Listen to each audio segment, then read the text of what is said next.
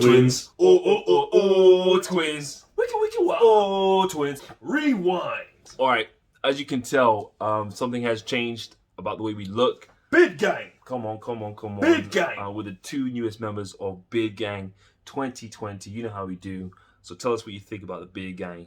Always brush it. Make sure you use beard Wait, oil. where's that brush? Beard oil, not baby oil. Beard oil. It ain't one to you. Go on, get it. Oh, you okay? Oh snap! What oil do you use? Baby oil. That's what I'm talking about. Oil. Alright, so what we're going to talk about today, we're going to talk about something that some people might not be happy with. Can artificial intelligence replace doctors? It's a big question, and it strikes fear into the hearts of people that see their doctor as a friend, someone that offers sympathy, empathy, a shoulder to perhaps cry on, someone that can offer support, guidance, and a pathway and a light at the end of the tunnel when there doesn't seem to be any. So artificial intelligence is a robotic, digitalized program doing the job of a human. There's many different types of artificial intelligence, and it can broadly be broken down into narrow artificial intelligence and general artificial intelligence and super artificial intelligence. And what must be understood is that the artificial intelligence that we're currently dealing with in today's day and age, that is getting a lot of press in industry, in healthcare, and in marketing, and in advertising and all these things, that is what we call narrow AI. Even Siri is either a very simple version of general AI or a very broad version of narrow AI. I am an admirer of your work. Tell us more about how artificial intelligence can predict a fracture, because when I see an x-ray, it takes a lot of, experience in seeing x-rays before to actually understand where it's broken and how it, relates to everything else. So how can a computer do that? So if we break down what the artificial intelligence machine is actually doing, it's looking at many different types of x-rays and looking at the features what hip fracture x-rays have, and it finds a commonality, and it takes that feature and it tries to find that in other x-rays, and when it finds that, it produces a probability score, and that probability score decides whether the person's got a fracture or not. I get it. So it's basically pattern recognition turned into numbers and fed into a computer, so the computer can answer it again and feed that back. Exactly. That's great. That really makes a lot of sense. But how does that relate to other areas of medicine, like surgery or psychiatry or hematology or general medicine? Yeah, that's a really good question. And the breadth and the depth of different medical fields, they're so vast, they're so different. We've got surgery on one hand, which is doing physical procedures. And funny enough, that's definitely going to be replaced by artificial intelligence. I can put all my money on it. You're hedging all your bets right now. All my bets right now. You're hedging all your bets in the whole Big world. money. Yeah? Big money. I'll tell you why. Because if we go back 200 years, when horses were pulling carts, no one would have thought, hold on, in 200 years we're going to have a Tesla which can drive by itself. That's completely mechanized. Point taken. We wouldn't have said that we'd have a program on our mobile phones called Instagram that we would be posting pictures so people can like our pictures. We would have said that. There's artificial intelligence in Instagram to show me what I like looking at, to show him what he likes looking at. It's working. Have you ever been on email and then you see the picture of what you searched the day before, and you're thinking, I better delete my history very quickly because I don't want anyone else to see that. I know no one needs to see that. Delete, block, cancel. Block. Okay, so we talked about surgery. You think AI is going to take over surgery. We talked about, obviously, radiology. You think AI is going to take over. But what about psychiatry? What about the more human elements of medicine? I think it's a really good question. And of course, psychiatry is a large field with lots of different nooks and crannies about psychiatry. Let's talk about trying to diagnose depression, for example, because everyone's different and the way they show their feelings, the way they express themselves is so different and volatile, and based on the person themselves, it can be very difficult. However, it can be broken down, and the computer system can learn from the data, so it can be done. However, would it be as accurate as the human? At the minute, it is very difficult to tell, but that's one of the specialities where it's difficult to tell whether artificial intelligence can replace humans. So essentially what you're saying is that every single part of medicine can be replaced by artificial intelligence. It just needs to be framed and set up in the right way. Exactly. Exactly. That is really, really interesting. And actually, now that I think about it, it's all about patterns. And medicine essentially is mostly about patterns. In my mind, when I see a patient with chest pain, shortness of breath, sweatiness, and they look grey, that's my brain plugging into that pattern that I've seen a million times before and saying this is what it probably is. It might not be that, but it probably is that. And that, I guess that's my artificial intelligence. And I guess we can replace that. Is that what you're saying?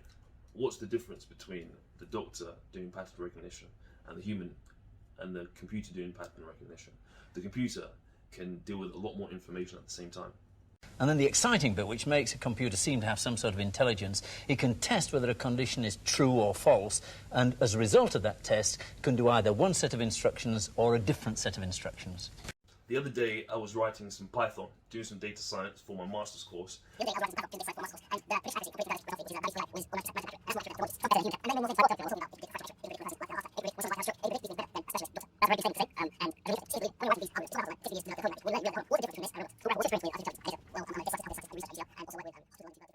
Two hours later. Prediction accuracy for predicting diabetic retinopathy, which is diabetes for the eye, was over 90%. 90% accurate. And that's more accurate than ophthalmologists. So I'm thinking, hold on. Wait, Raph, so what you're telling me that a computer can diagnose a diabetic eye condition better than a human can? And many, many more things. Like what? Tell me like We're what? talking about, it can predict a fracture on X-ray. It can predict when a person's likely to have a heart attack. It can predict when someone's likely to have a stroke. It can predict these things better than a specialist doctor. That's a very big statement to say, and that's really interesting. Seeing is believing. And when you're writing these algorithms, it's not that hard to learn. It takes a few years to develop the coding language. When you learn it, you realize that, hold on, what's the difference between this and a real doctor? So, Raph, what's your experience with artificial intelligence and data? Well, I'm a data scientist, a health data scientist. I do research at UCL and also work with hospitals in London to develop different algorithms to predict different conditions. So in doing that, and also working as a doctor, it starts to close the gap on the difference between a real doctor and an algorithm. Got it. Okay, because there's a lot of doctors that are doing data science these days, and it looks like it's quite trendy. I mean, what's the whole thing about? Like, how did that come about? So Wired magazine called data science the sexiest job of 2020. That's not the reason I'm doing it. To be honest, before I did it wasn't sexy. So everyone's like, "What are the figures with COVID?" And then someone comes along saying, "This graph says this. This graph says this. So we can say this." Yeah. And everyone starts quoting different things. Should we give Prof Fauci a call? Mate, is artificial intelligence going to replace doctors? Oh well, I'm not too sure about that one. In fact, scrap that. Let's call Elon Musk or Bill Gates. What do you think Elon Musk would say? Is it a good thing? Is it a good thing? I'm talking like Terminator, Skynet, I'll be back, Hasta la Vista. Is it a good thing or should we be scared? Do we want humans? Do we want computers? What's the metric of what we're calling it a good thing? That's the question. What's a good thing? I think a good thing is it the right diagnosis? Is it accurate? You want to be diagnosed with the right thing, number one, so you can treat it. And number two is it's treating it with the right thing, which is another accuracy aspect as well. So, but do we just want to reduce humans down to numbers? What I'm taking from what you're saying and from what I'm reading about artificial intelligence is that I don't want it to take over a doctor's role. I want it to help a doctor. I want it to give doctors numbers and probabilities, but I would never feel satisfied in talking to a computer as my doctor. I want that human connection, and that's what I value, and that's what I give as well when I'm treating patients. I guess that's the cultural aspect of not wanting computers to replace doctors is a big element, and I think that's going to be one of the main challenges and one of the main barriers to stopping artificial intelligence replacing doctors, even if it's more accurate, even if it's faster, even if it's more efficient. And what does empathy actually mean? That is understanding and sympathizing and being able to understand and share someone's emotion when they're feeling sad or happy. Empathy is standing and imagining you're in someone else's shoes and feeling that and communicating that you can feel and you can imagine what it's like to be them. So being able to feel, let's ask ourselves, what is being able to feel?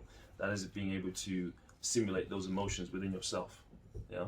So you're creating a simulation within your mind, and really, That's what I think consciousness is. Consciousness is being able to, simulate and see yourself from your own perspective, the essence of knowing thyself.